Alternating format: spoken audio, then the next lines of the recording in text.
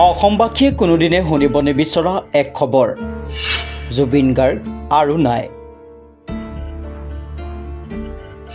north east ফেষ্টিভেলত অংশ ল'বলৈ যাওঁতে এই অনাকাংক্ষিত খবৰ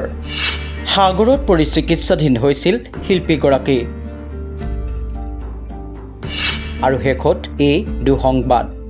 বিশ্বাস কৰিব নোৱাৰা এক খবৰ এই খবৰ ভাহি আহিছে ছিংগাপুৰৰ পৰা নৰ্থ ইষ্ট ফেষ্টিভেলত অংশ ল'বলৈ যাওঁতে অঘটন ঘটে আমাৰ আপোন শিল্পীজনৰ লগত সাগৰত পৰি গৈছিল জুবিন গাৰ্গ আৰু শেষত সকলোৰে অপ্ৰত্যাশিত এই খবৰ জুবিন আৰু নাই এয়া কেনেকৈ সম্ভৱ জুবিন গাৰ্গ কেতিয়াও মৰিব নোৱাৰে কিন্তু বাস্তৱ সত্য জুবিন ঢুকাল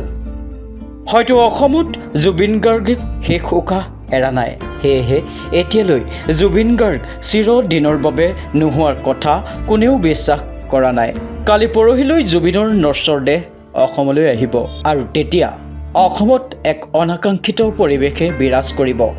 স্থবিৰ হৈ পৰিব ৰাজ্যখনৰ বহু দিনলৈ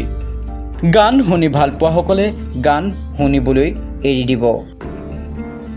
নতুন প্ৰজন্ম পাগল হৈ পৰিব এই খবৰে বহুত উন্মাদ কৰি তুলিব আমিও এই প্ৰতিবেদন লিখিব নোৱাৰা হৈ পৰিছো